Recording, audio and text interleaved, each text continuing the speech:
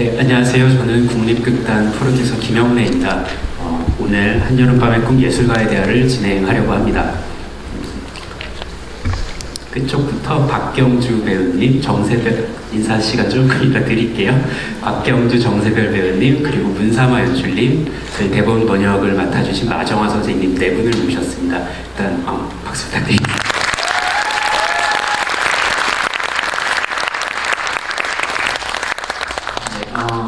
저희가 한 30여 분 정도 예상을 하고 있고요. 저희가 먼저 간단한 질문을 드리고 그 다음에 객석으로 질문하실 수 있는 기회를 드리도록 하겠습니다.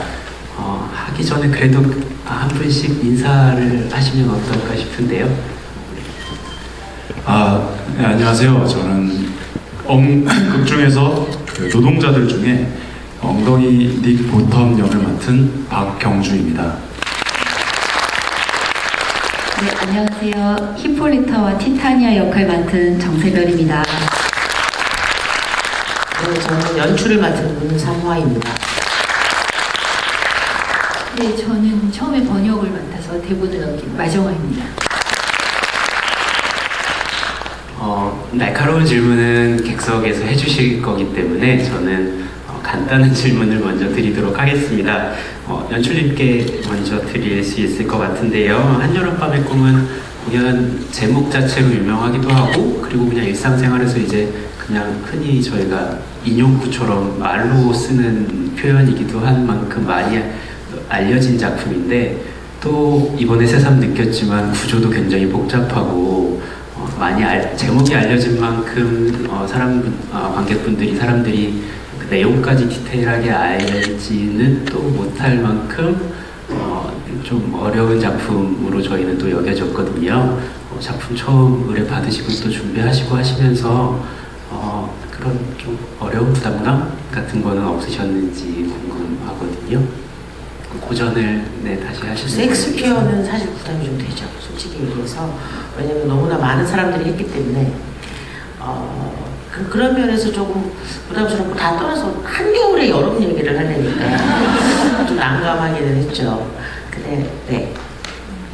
셰익스피어는 왜 부담스러우냐면, 물론 그 어르신의, 제가 어르신이라고 부르는데 어르신의 어떤 그런 명성도 있지만 너무 많이 올라와서, 그러니까 저마다 결국은 연출의 색깔이 보일 수밖에 없는 어떤 그런 부분이 있다 보니까, 그래서 셰익스피어 저는 아주 오래전에 말갈량이 글리기 딱 한 번 했었거든요. 좀 오랜만에 다시 어르신을 만나 뵙느라고 고생 좀 했습니다. 네, 마정화 선생님께 질문 드릴 수 있을 것 같습니다.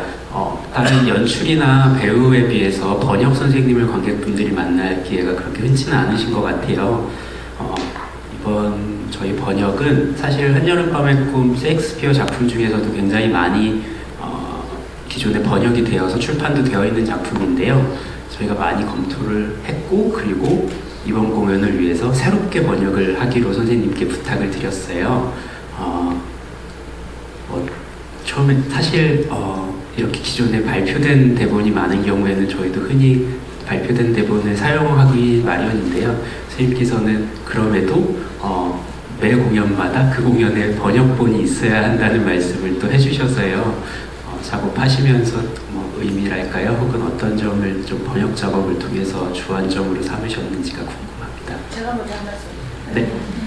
정말 마정화 선생님께서 저희 프로덕션을 위한 번역을 다시 해주셨는데, 그러니까 저와 많은 초반에 얘기를 나눴고, 어떤 방향성이나 이런 걸 함께 공유하면서, 보통 셰익스피어 대본은 굉장히 어려워요, 번역본은. 왜냐하면 셰익스피어가 갖고 있는 은유를 살리다 보니까 말이 굉장히 무너지거든요.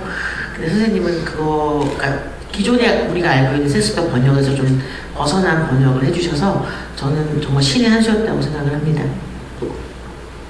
연출님께서 이렇게 칭찬을 해주시니까 저도 연출님이 저를 믿어주시고, 그다음에 제가 하는 번역을 전적으로 신뢰해 주신 데 대해서 너무 고맙다고 말씀을 드리면 팀 내에서 좀 칭찬이 오고 가는 거라 약간 민망한 거라서, 그건 먼저 말씀을 드리고, 저 같은 경우는 지금 PD님께서 말씀하신 대로 특히 연극 같은 경우는 매 공연 시에 매번 번역극 같은 경우는 번역이 이루어져야 된다고 생각을 하는데, 이번 한여름밤의 꿈을 번역을 할 때 물론 이 작품의 방향이라던가 이런 건 이제 연출님이 말씀해 주시니까 이야기를 했었지만, 제가 이 번역에 있어서 가장 주안점을 둔 것은 보통 셰익스피어 번역을 하면 그 운율이라는 문제에 굉장히 집착을 하게 돼요. 셰익스피어가 특히 사사조의 운율을 가지고 있다거나 또는 어떤 식의 리듬을 갖고 있다거나 또는 시적인 언어를 구사한다고 하는데 저는 그 말이 가지는 의미는 갖고 가지만 그 말에는 집착을 하지 않으려고 했어요.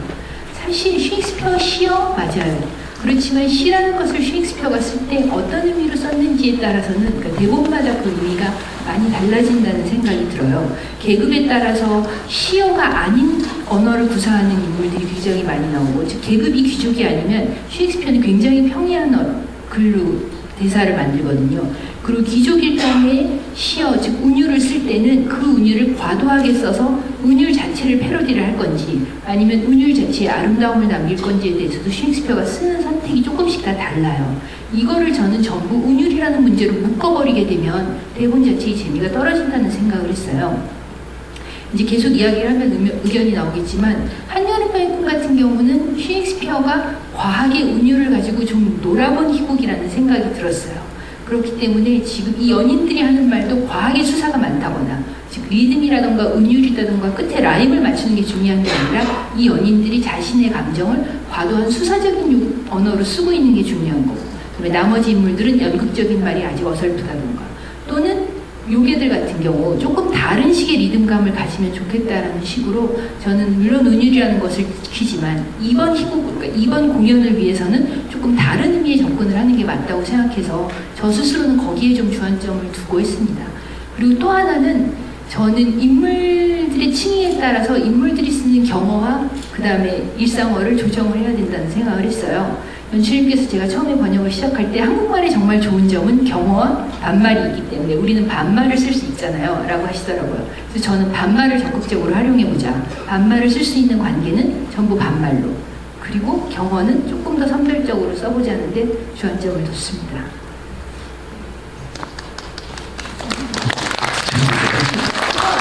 거의 박수가 왔습니다. 네, 사실 제가 듣고 싶은 말씀도 많은데요. 네, 충분히 질문을 해주실 걸로 기대하고요. 정세별 배우님께도 참 죄송합니다. 배우님들께도 하나씩 질문을 드리도록 하겠습니다. 사실 한여름밤의 꿈 하면은 커플, 두 커플, 4명의 연인들의 사랑 이야기로 흔히 알려져 있는데 저희는 오늘 자리에 새로운 커플을 모셨습니다. 당나귀와 이렇게 여왕 커플을 모셨는데요. 정세별 배우님 티타니아 그리고 히폴리타 2개 역할을 동시에 맡으셨어요. 전혀 다른 역할인 것 같기도 하지만 묘하게 또 두 역할에 연결고리가 있는 것처럼 느껴지기도 하고 보다 보면 분리되는 것 같기도 하고 한데요. 두 가지 배역을 같이 연기하시면서 혹시 주안점을 주셨던 게 무엇인지 말씀해 주시면 좋을 것 같습니다. 일단 두 역할을 하면서 어떻게 조금 차이점을 둘 수 있을까. 그리고 히폴리타 같은 경우에는 어쨌든 아마존의 여왕이라는 게 있었기 때문에 어떻게 조금 그걸 할 수가 있지 하고 고민을 했는데요. 원래는 마지막 장면에서 히폴리타의 대사들이 좀 더 많았어요. 그런데 방향성을 이제 히폴리타가 이 테세우스에 대한 계속 반감을 가지고 있는 상태에서 이런 말들을 하기가 좀 힘들겠다 해서 침묵을 지키고 있는 걸로 조금 가져가 갔고, 그리고 연습 거의 막바지에 초반에 원래는 히폴리타가 그 아마존의 여왕이라는 설정, 이방인이라는 설정 때문에 좀 다른 언어를 좀 사용하면 어떻겠느냐라는 의견이 있었는데, 일단 연습 때는 그렇게 하지 않아 보다가 후반 정도에 한번 다른 언어를 선택을 해보면 어떨까라는 생각이 들어서 제가 주님께 얘기를 드리고 시도를 해봤는데요. 주님이 흔쾌히 오케이를 해주셔서. 근데 우리가 공연 전에 연습실에서 처음부터 끝까지 안 끊고 가는 걸 런이라고 부르거든요. 런 때 다른 배우들한테 말을 안 하고 그냥 오늘처럼 지브리시를 한 거예요. 그래가지고 완전히 그때 다들 굉장히 터졌죠.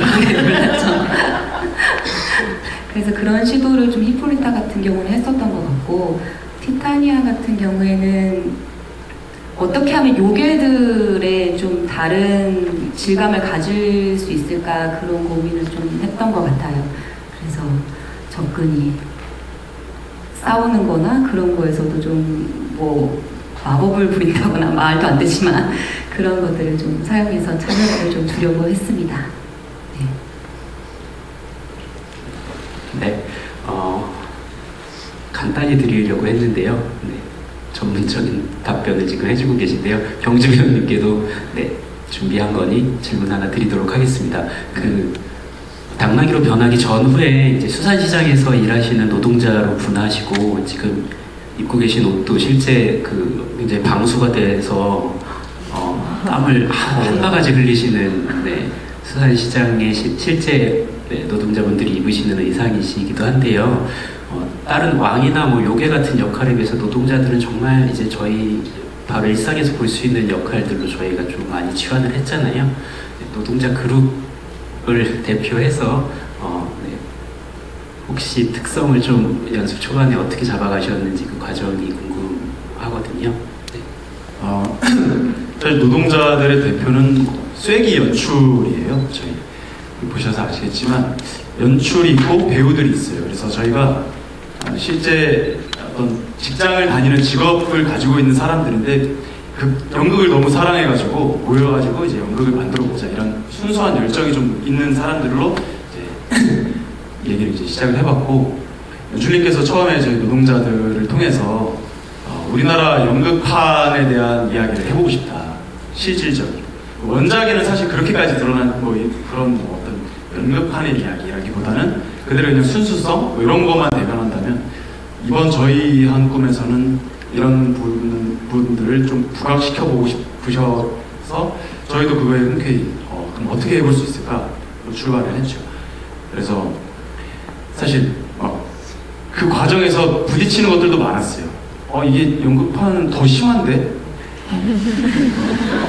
어떤 거는 에이 그래도 이거 그렇게까지는 아닌데 이건 너무 오버한 거 아닐까? 그런 부분들에서 저희끼리 막 충돌도 있고 이것도 보완해가면서 새로 또 아이디어도 막 생기고 그런 과정을 통해서 하다 보니까 좀 재미가 있었던 것 같아요. 예, 그렇습니다. 기억에 남는 연습 과정에서의 연출님의 중요한 그 디렉션 중에 하나가 쐐기를 맡은 홍아론 배우에게 당신이 지금까지 만나본 연출가들 여럿의 가장 안 좋은 점만 모아보자 그런 주문도 하셨었거든요. 아니 저는 제가 연출이잖아요. 반성하는 마음으로 연출을 좀 까고 싶었습니다. 그래서 쐐기 역할 맡았던 그 배우가 진짜 신명나게 막 이렇게 가니까 약간 고개 숙이시고 뭔가나 수정해야 되나 이런 과정들이 있었죠. 네, 객석으로 마이크를 넘겨보도록 하겠습니다. 손을 들어주시면 제가 순서를 좀 여기 가운데 계신 단발머리 여자 검정색 옷을 입으셨습니다.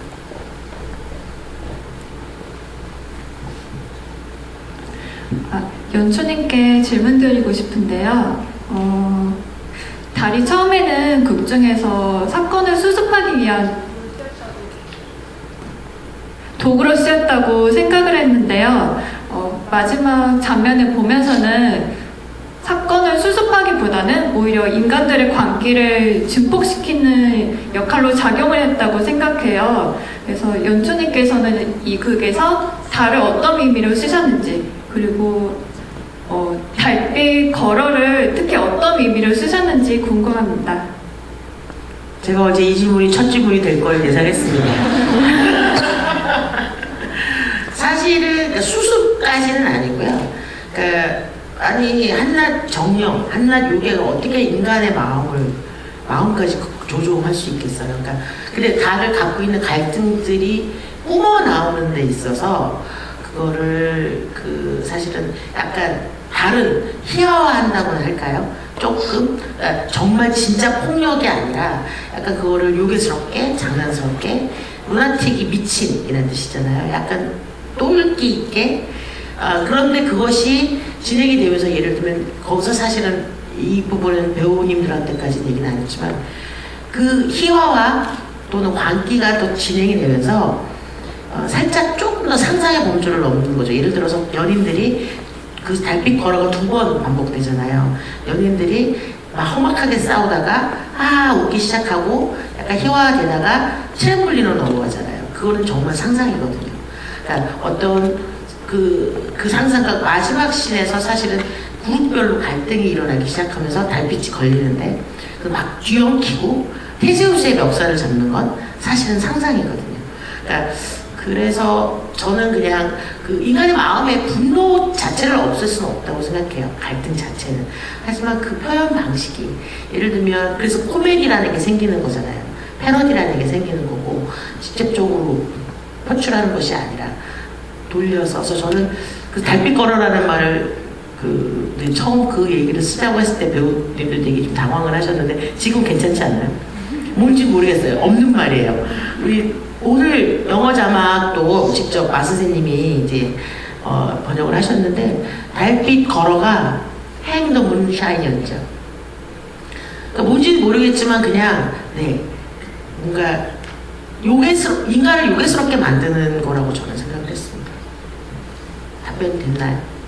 네, 감사합니다. 여기 아까 네, 옆에 앞쪽에 계신 하얀 옷 입으신 분께 마이크를 주시면 되겠습니다. 안녕하세요. 오늘 공연 진짜 재밌게 잘 봤습니다. 꼭 질문 간단하게 두 개 여쭙고 싶은데요.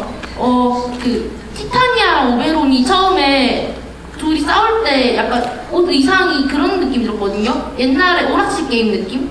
철권 아니면 스트리트 파이터 이런 느낌이 들었는데 혹시 의도하고 그렇게 디자인을 요청하신 건가 여쭙고 싶고, 그리고 그 배우들끼리 극장에서 아자아자 화이팅 이런 식으로 할 때도 그 실제 공상 직접 뚱땀시에서도 그렇게 하시는지 여쭙고 싶습니다. 화이팅이요? 네, 화이팅 그런 식으로 하는 거. 화이팅은 매번 달라지죠. 네네. 네, 공연 전에, 연습 전에 항상 이렇게 화이팅을, 이번 우리 화이팅은 2019 한여름밤의 그 제 사이 벽을 파괴하시려고 약간 넣은 건가 싶었어요. 좀. 아까 화이팅이요? 네네, 아까 공연 중에. 그거는 아니, 그냥 제사의박을 보여드릴 일은 전혀 없었고요. 이들의 과정을 그냥 항상 연습을 들어가고 공연을 들어가고 우리는 항상 프로덕션에 따라서 구호들이 달라지지만 화이팅 꼭 하거든요. 그거를 한 거였고, 아까 의상 저는 그냥 저희 무대에서 정말 나뭇잎이 막 나오지 않잖아요. 그러니까 숲을 사실은 둥치만 다 간 것처럼 저는 그 팅커벨 같이 잠자리 날개 같은 의상은 정말 하고 싶지 않았어요. 정말 하고 싶지 않았고, 그 다음에 하지만 인간과 매우 닮아 있지만 인간하고 다른 걸로 좀 접근을 했고, 그래서 의상 디자이너님께서 이렇게 언밸런스로 가다 보니까 한쪽은 인간 옷인데 이제 한쪽은 약간 언밸런스로 갔잖아요. 그러다 보니까 약간 사이버틱해 보이기도 하고 게임처럼 보이게 된 거죠. 근데 처음부터 게임처럼을 목표한 건 아니었지만 그렇게 보셨다면 네. 감사합니다. 네, 바로 옆에 계신 분. 네. 공연 정말 잘 봤습니다. 저는 연출님께 질문을 드리고 싶은데요. 그 울리는 것보다 웃기는 게 더 어렵다는 말이 있는 만큼 희극을 공연하는 데 있어서 관객들이 웃을 수 있는 포인트를 짚어내는 게 어렵지 않았을까 하는 생각이 들었어요. 그래서 연출님께서는 혹시 2019년 한국에서 이번 이 공연을 보는 관객들이 얻어갈 수 있는 재미, 즐거움의 포인트나 공감할 수 있는 지점이 무엇이라고 생각하셨는지 궁금합니다. 질문이 굉장히 심오하시네요.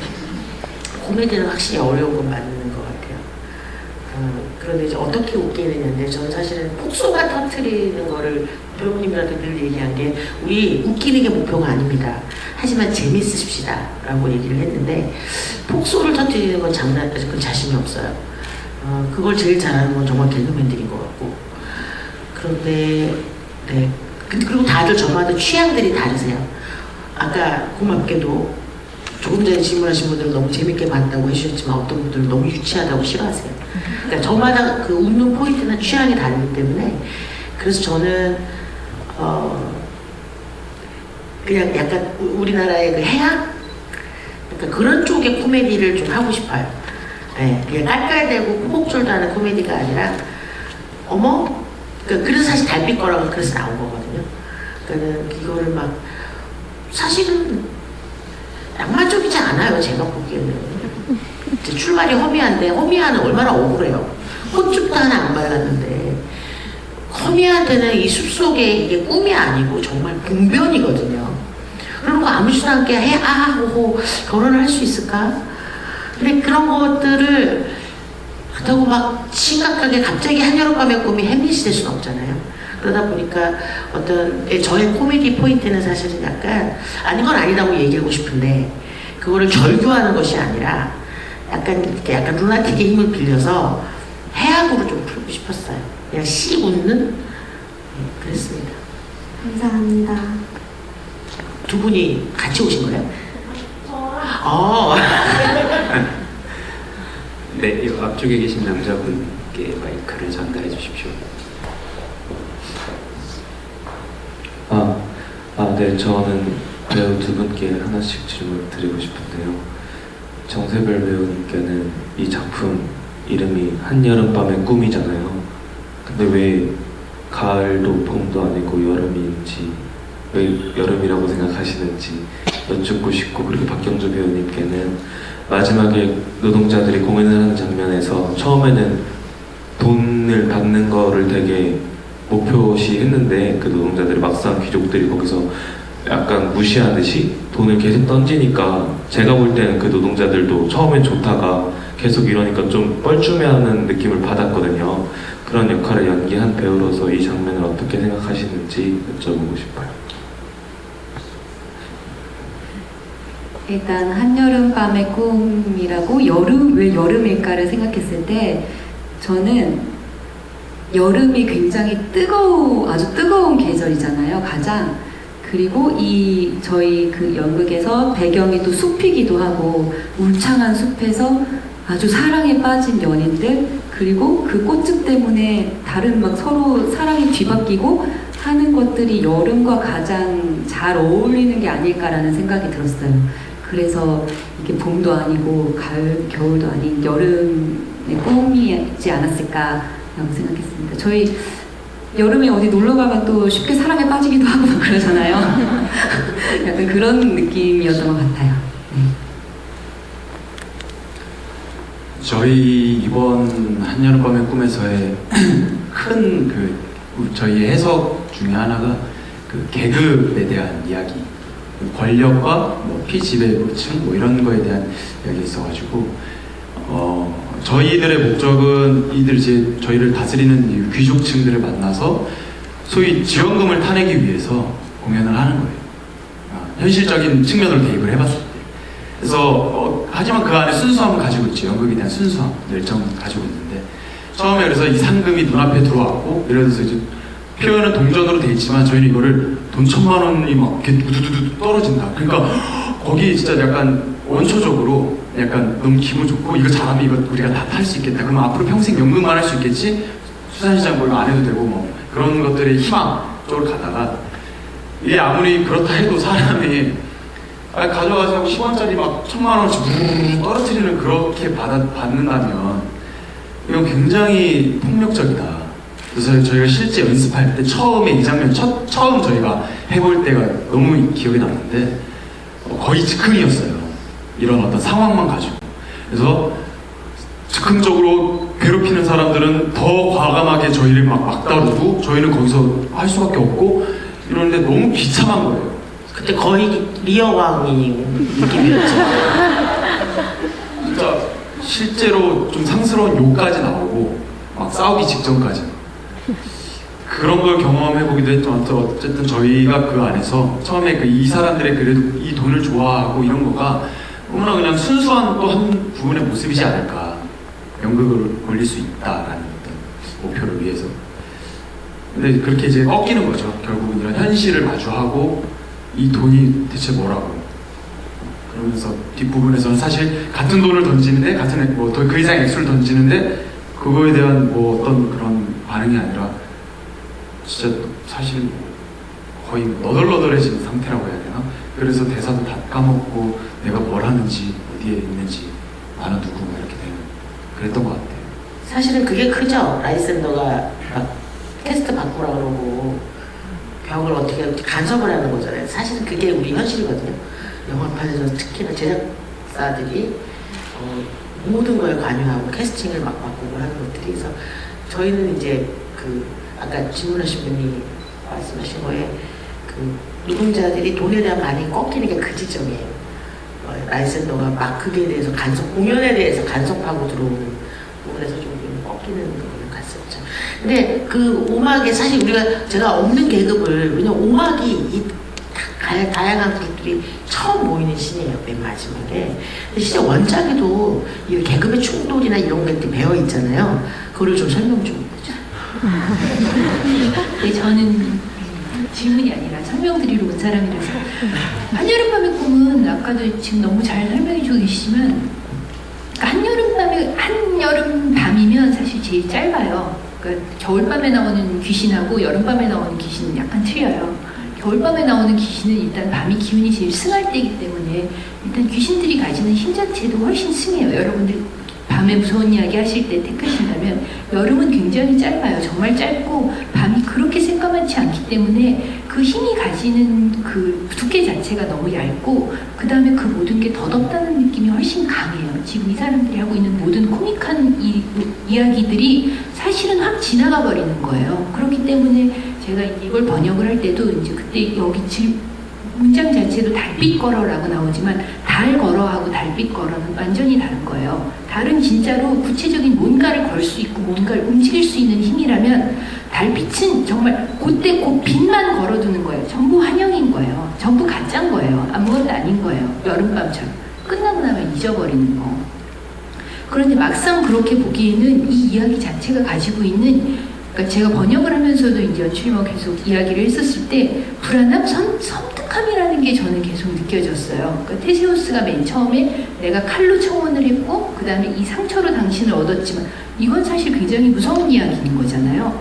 그리고 그 이야기가 희곡에서는 아무렇지도 않게 지나가요. 이게 아무렇지도 않을 리가 없는데 그 다음에 여기 나오는 이지우스가 내 딸이니까 아테네의 법에 따라서 난 죽여도 된다. 내 물건이니까 라고 이야기를 해요. 그렇게 얘기하면 안 되잖아요. 그 이야기를 하는데 넘어가요. 그리고 세 가지 선택지를 주고 라이센더는 여기서 다시 한 발짝 더 뒤로 물러나야만 되는 거고 헬레나는 무슨 일인지 모르겠지만 여기서 또 미묘하게 궁에도 안 들어오는 사람이 되고 이 모든 이야기들이 조금씩 뭐지 하다가 마지막 오막에 가면 정말 이게 전부 궁에서 연출님하고 지금 배우분들이 말씀하신 것처럼 다 같이 모이는데 아마 여러분들 원작 읽어보시면 슬슬 기억나실 거예요. 허미아하고 헬레나가 오막에 가면 대사가 한마디도 없어요. 그러니까 막상 번역을 하다 보면 그 앞에서 그렇게 씩씩하게 떠들고 내가 저 남자가 좋아서 나를 개로 써달라고 할 정도로 적극적인 여성이 갑자기 오막을 딱 넘어가면 그게 없는 사람이 돼버려요. 그래서 저는 번역을 하다가 다시 뒤져보고 왜 이 사람들이 안 나오지? 말로는 안 나오는 거예요. 그게서 궁에서 말할 수 있는 사람이 딱 정해진 거예요. 그뿐만 아니라 지금 여기서도 다시 잘 바꿔주셨지만 굉장히 희극적으로 정말 코믹하게 막 웃으면서 웃고 떠드는 연극이지만 그 장면 중에 사자가 나가서 주춤주춤 되니까 원작 그대로에서도 저 사자 짖을까? 안 짖을까? 서로 이렇게 놀이를 해요. 그러면서 사자가 되게 불안불안해하면서 조금 짖으니까 어이 잘 짖었다 라고 얘기를 해요. 그랬더니 다른 귀족이 거기서 이제 디미트리우스지만 사자 목소리가 마음에 안 드는 거예요. 고양이 소리로 들린 거예요. 쥐도 잘 잡겠는데? 잘 잡았다 쥐! 라고 이야기를 해요. 그러니까 희곡에서는 갑자기 사자가 야옹 야옹 이렇게 얘기를 해요. 이거는 너무 무서운, 저는 이건 결혼식인 거잖아요. 결혼식에서 시간을 보내려고 내가 지금 밤에 침대로 가기 전까지 시간을 보내자고 하는 놀이에서 지금 여기 들어온, 궁에 처음 들어온 정말 머리라고는 써보지도 않은 이라고 희곡에도 나오거든요. 머리라고 써보지도 않은 사람들이 온 힘을 다해서 뭔가를 해서 사자 짖는 소리를 냈는데 어이 쥐 잘 잡았다. 그러면 야옹 야옹. 아까 경주 배우님이 말씀하신 딱 그건 거예요. 저는 그래서 그걸 이제 연출님이 원래부터 공유를 하고 계셨고 연출님이 이 작품이 가지고 있는 계급성이라는 말씀을 하셨는데 저도 읽다 보니까 그 원작에 나오고 있는 이런 계급성들이 마치 셰익스피어가 슬쩍슬쩍 흘려놓고 가기는 하지만 다시 읽으면 읽을수록 이걸 우리가 어떻게 해야 되는 거지? 그냥 넘기고 다 같이 깔깔대고 웃어야 되나? 그럼 그냥 끝인가? 이 짧은 밤에? 라는 생각이 들더라고요. 그게 아마 그런 거 아닐까요? 그 시대에는 그 계급이 당연한 거. 그냥 적나라하게 담은 걸 지금 보려니까 우리 너무 불편해진 거 아닐까요? 이게 참 저희가 갑자기 토크쇼가 되니까 여러분들이 그러니까 어느 시대나 바깥에서 보면 계급은 되게 단단해 보이는 것 같아요. 아마 한 23세기쯤에 우리를 본다면 한국의 21세기는 생각보다 계급이 굉장히 공고해지는 시기라고 어느 역사학자는 이야기할 수 있을지도 몰라요. 그렇지만 우리는 그렇게까지 공고한 계급 시대에 살고 있지 않잖아요. 전부 다 투표권을 가지고 있고 지금 누군가를 귀족이라고 우리가 길을 지나가다가 갑자기 인사를 드려야 되는 카스트 제도가 있는 상황은 아니잖아요. 사실 16세기도 그렇게까지 계급이 단단하다고 하기에는 셰익스피어 같은 경우는 마지막에 죽을 때 자기를 받았을 정도로 계급적인 올라감을 했던 사람이거든요. 어느 시대나 약간의 유연함은 있는 거예요. 그리고 그 유연함 속에 있었던 사람들이기 때문에 내 눈앞에서 보이는 계급들이 더 섬뜩하게 느껴질 수 있었을 거예요. 어떤 의미에서는. 쟤랑 나랑 같은데 쟤는 지금 저거 하고 난 이거 하고 왜? 이렇게 되는. 그러니까 그건 지금 연출님 하신 말씀은 정말 양쪽이 다 맞는 이야기라는 생각이 들어요. 그리고 그걸 다 가지고 있었던 게 이 대본이기도 하고요. 네. 그리고 제가 정말 사실은 마지막에 하고 싶었던 얘기는 계급은 절대 깨지지 않는다였습니다. 네. 저희 이쪽에 계신 분께 마이크를 전해주시면 감사하겠습니다. 아까 한 번 하셨으니까 저 방금 마정 선생님께서 되게 많은 말씀을 해주셨는데 또 궁금했던 거는 간단하게 질문을 드리자면 아까 반말을 사용할 수 있는 게 되게 좋다고 하셨잖아요. 제가 출판되어 있는 것도 많이 읽어봤는데 확실히 원문을 잘 모르다 보니까 새로 듣게 되는 대사들도 있었고 그래서 너무 좋았는데 또 익숙한 대사도 많이 들렸단 말이에요. 근데 막 여기서 허미어가 말하듯이 막 누나 믿지 마 막 이렇게 쓰는 재치 있는 말이나 이런 것도 번역에 의한 것인지 아니면 배우의 역량인 것인지 궁금했습니다. 그리고 연습하면서 그러니까 그거예요. 그러니까 원래 원본도 노동자들은 언어가 이렇게 문어체가 아니잖아요. 근데 귀족하고 요정은 셰익스피어 어르신의 말투를 최대한 가지고 가고 싶었어요. 최대한. 그래도 한여름밤의 꿈인데. 그리고 우리 마정원 선생님이 우리가 흔히 알고 있는 그런 우문체로 번역하신 게 아니고 워낙 번역 자체를 굉장히 좀 현대적으로 쉽게 하셨거든요. 그 노력을 했지만 그럼에도 불구하고 연습하다 보면 배우 애드립입니다. 사실은. 배우 애드립으로 연습 때 나왔는데 제가 좋아서 약간 어르신 언어로 웃기긴 쉽지 않아요.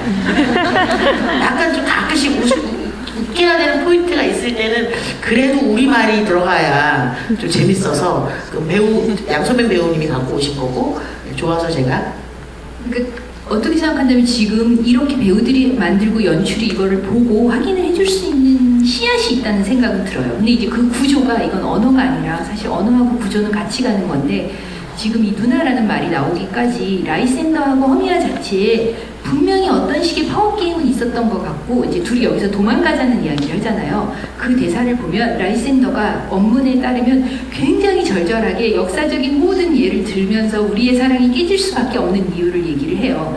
이때 제가 그때 보면서 연출님하고도 얘기를 했었는데 허미아가 3번의 말하자면 일종의 감탄사를 써요. 그러니까 아, 오, 으라고 썼는데 이 감탄사가 그 당시 의미로 보면 약간 이 허미아의 초조한 마음과 지금 라이센더가 하고 있는 이 모든 약간의 헛소리들이 넘어가자 빨리 라는 식의 뉘앙스로 들리게 이 감탄사들이 가지는 초조함이 있어요. 그러니까 어떤 의미에서 지금 라이센더가 이 사랑에 되게 목을 매서 나는 너를 너무 순수하게 사랑하고 나는 너를 너무너무 좋아하는데 그렇지만 우리가 이 역경을 헤쳐나가야 되고 라고 이렇게 정말 연인처럼 이야기를 한다면 허미어는 그 다음 말을 기다리고 있는 거예요. 빨리 도망가자는 이야기를 하자니까 왜? 그랬을 때 드디어 라이센더가 도망갈까? 맞아. 이렇게 되는 그 리듬이 있거든요. 또 어떻게 생각한다면 그 리듬의 씨앗이 셰익스피어에 있다면 그걸 연출님이 잡으시고 그걸 이제 배우가 그런 식의 관계로 만들 수 있는 그러니까 그렇게 유기적으로 갈 수 있는 그 밭을 만들어주는 게 저는 셰익스피어라는 생각이 들어요. 그리고 거기서 그걸 캐치해내고 있는 연습실이 놀라운 거고요. 어떻게 본다면. 이 몇 달간 저희가 얼마나 골머리를 싸매면서 이 작품을 준비했는지 말씀드릴 수 있는 기회였던 것 같습니다. 혹시나 또 질문 있으시면 한두 분만 더 받고 저희가 마무리를 할까 싶은데요. 네. 마이크 전해 주십시오. 저 마정화 선생님께 여쭙고 싶은 게요. 그 번역 같은 거 이제 하시면서 이제 국립극단 자막으로 서비스를 하는 걸로 알고 있는데 그것도 자막 다 새로 창작을 하신 건지 아니면 셰익스피어 원문에서 가져오신 건지 여쭙고 싶습니다. 저 섞었어요. 그러니까 지금 같은 경우 사실은 이 팀을 위한 자막이 나와야 되는 거잖아요. 그렇다면 지금 우리가 만약에 원문을 가지고 이런 식의 의미 전달을 하려고 한다면 원문에서 나오고 있는 고어체를 어느 정도 유지를 하면서 그 앞뒷말을 바꾸고 그 다음에 관계를 전부 바꿔줘야 이게 연결이 되지 않아요. 그럼 서로 다른 자막이 되기 때문에 전 두 개를 놔두고 필요한 말을 넣으면서 섞었거든요. 그러니까 이제 그럴 경우에 제가 저만 자꾸 말이 길어지는 게 정말 죄송한데 이제 저는 누나가 싫습니다 라고 이야기했었을 때 제가 누나라고 바꿀 수 있는 말은 없더라고요. 그래서 저는 거기서 아예 Your Ladyship 이라고 해서 아예 경어를 써버렸어요. 갑자기 저는 아가씨가 마음에 안 듭니다 라고 이런 식으로 그러니까 그런 식으로는 제가 아예 그걸 바꿔버렸고 뭐 이런 식으로 말을 바꿔서 지금 이 누나를 제가 최소한 갈 수 있는 거. 그 다음에 이제 허미하고 헬레나 같은 경우 조금 더 그 언니, 동생 이렇게 나올 경우에는 이 말을 조금 더 해줘야 될 것 같아서 제가 시스터 프렌드라는 말로 그 둘의 관계를 조금 더 보여줄 수 있는 그런 식으로 섞었어요. 저희가 흐끄흐끄 보는 첫 자막이거든요. 저도 흐끄흐끄 보면서 아는데 우리끼리 그냥 막 예를 들면 아까 저 누나미치마 같은 말조차도 셰익스피어 풍으로 다스리느라고 굉장히 고심하셨을 것 같아요. 알아봐 주시니까. 공연 중에 애드립은 안 합니다. 예, 어쨌든 연습실에서 네, 애드립은 연습실에서 정말 마음껏 허용되고요. 그리고 위기 상황, 어떤 급박한 어떤 돌발 상황이 발생하지 않는다면은 사실은 애드립은 저는 지양하는 게 맞다고 봅니다. 시간이 많지 않아서 짧게 마지막 질문 받고 끝내도록 하겠습니다. 네, 빨간색 옷 입으신 여자분이십니다. 네, 안녕하세요. 공연 정말 재밌게 잘 봤습니다. 저는 배우 두 분께 질문 드리고 싶어요. 아무래도 이게 공연을 하다 보면은 연출가 분 말을 많이 들어야 되잖아요. 그러면 이제 이 공연을 맡게 되셨으니까 약간 어떤 캐릭터 맡으셨을 때 어떤 생각을 하면서 맡으셨는지 그런 뭐가 말씀드려야 될까? 그러니까 죄송해요. 그 캐릭터 맡았을 때 그러니까 본래 생각하셨던 캐릭터 어떤 캐릭터였는지 좀 궁금하고요. 그리고 국립극단 들어오시면서 왜 입단을 어떻게 하셨는지 좀 궁금합니다. 네. 생각이 많아서 왜 긴장하셨어? 일단 입단은요. 저희 시즌1 오디션 공고가 나고요. 그 오디션을 통해서 입단을 하게 됐습니다. 그래서 2018, 2019년 2년간 제가 활동을 했고 이제 이게 이 작품 끝으로 다음 시즌, 그 다음 시즌은 또 새로운 사람들이 다른 활동을 하게 돼 있어요. 그렇죠? 네, 그렇습니다. 그리고 실현을 해서 좀 더 자세하게 얘기하자면 뭐 자유독백 두 가지를 이제 심사하시는 분들 앞에서 하고 그런 과정을 거쳤죠. 심사위원이셨어요. 경쟁률이 어마어마해요. 일단 그렇고요. 그리고 인물을 맡았을 때는 그러니까 이 작품을 한다라고 이제 안 후에 원작을 저도 찾아보고 어떤 인물을 맡으면 어떻게 할까 뭐 저런 생각들을 하겠죠. 맡았는데 사실 그 원래 그 안에서의 특히 노동자들은 좀 달라요. 저희 작품이랑 제가 생각했을 때 굉장히 좀 바보스러워요. 원작에서는. 그래서 바보스럽고 저 같은 경우는 엄청 나대고 거의 그 리더가 맞다고 할 정도로 엄청 나대고 제가 다 주도하고 아이디어도 많고 근데 굉장히 또 순수하고 막 그런 인물이거든요. 근데 지금 현재 우리 연극하는 이야기를 하고 싶은데 이렇게 바보스러운 사람들이 할까? 물론 바보스럽지만 그래도 뭐 이렇게 어떤 뭐 이렇게 아니면 좀 저도 싫고 뭐 이런 여러 가지 있을 것 같아요. 그런 거에서의 좀 차이가 컸죠. 그래서 아 이걸 어떻게 해야 될까부터 해가지고 일단 제일 재미있는 거는 저희들이 부르는 이름이 있어요.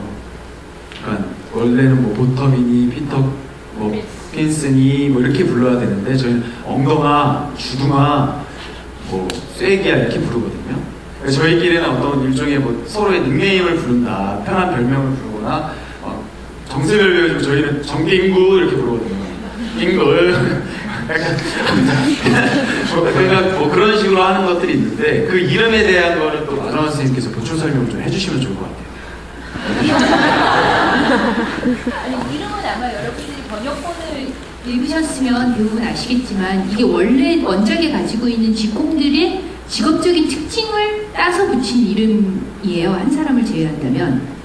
그러니까 퀸스 같은 경우는 이 사람은 목수기 때문에 나무하고 나무 사이를 잇는 쐐기. 그 다음에 뭐 스나우트 같은 경우는 이게 주둥인데 사실 이 사람은 땜장이니까 왜 주전자에 보면 입구 있잖아요. 그 주전자.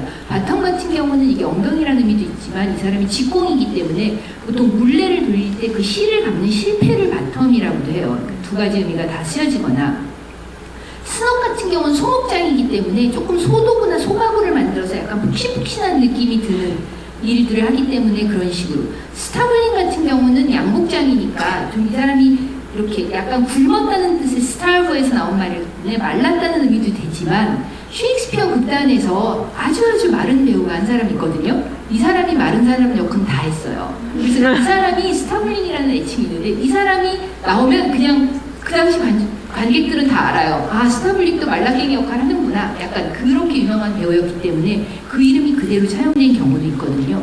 근데 사실 이건 저희가 이름을 따로 자막을 달지 않으면 이미 21세기 대한민국에서는 별로 그닥 의미를 가지지 않는 이름이라서 제가 그때 연출님께 이름을 이렇게 바꿔보는 건 어떠냐라고 했는데 연출님도 또 이런 식으로 구상을 하고 계셨기 때문에 굉장히 잘 맞았던 경우인 것 같아요.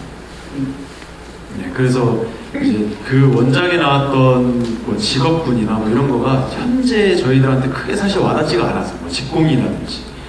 그래가지고 이제 어떤 현재 저희가 피부로 접할 수 있는 딱 들으면 알 수 있는 어떤 그런 직업이면 어떨까. 그러니까 좀 동시대성이라고 하잖아요. 그 고전을 가지고 현재 2019년의 한여름밤의 꿈에서는 이게 어떤 의미인가를 고민하다 보니까 이런 직업들도 생기게 됐고 그래서 이거는 사실 전 세계 어디에도 없는 저만의 버텀이라고 생각합니다. 네, 그렇게 만들어진 것 같아요. 그렇습니다. 저 같은 경우는 처음에 이제 역할을 받았을 때 요정, 요괴 이렇게 했을 때 그 세계를 어떻게 그려나가야 되지? 약간 이런 고민이 됐었어요. 근데 연습 과정에서 연출님께서 요괴의 세상은 더 뭐라고 해야 되지? 예를 들면 가면이 없고 그 진짜 느끼는 거 그런 거를 그대로 표현을 하고 그리고 그 중에서도 오베론과 티타니아는 유치, 졸렬, 찌질이라는 키워드를 좀 주셨거든요. 그래서 그것을 토대로 같이 그 인물을 좀 만들어 갔었습니다. 네. 대답이 되는지. 네, 긴 시간 감사합니다. 저희가 오늘 아마 더 못한 이야기가 있을 텐데요. 국립극단 다양한 SNS 채널 통해서 저희 홈페이지 통해서 혹시 궁금하신 게 있으면 질문 주시면 저희가 가능한 상세히 답변을 추가로 드리도록 하고요. 그리고 지금 1층 아트샵에서 판매하고 있는 프로그램북을 참고하셔도 좋을 것 같고 이 프로그램북은 저희 홈페이지에서 무료로 다운로드 받으실 수 있으니까요. 그걸 또 같이 봐주시면 좋겠습니다. 좀 연말에 편한 마음으로 희극 보러 오셨을 수도 있는데 저희가 혹시나 불쾌하게 했다면 조원조 배우님이 알아서 다시 만드실 겁니다. 저희가 이제 친구가 됐으니까요. 박수로 마무리하도록 하겠습니다.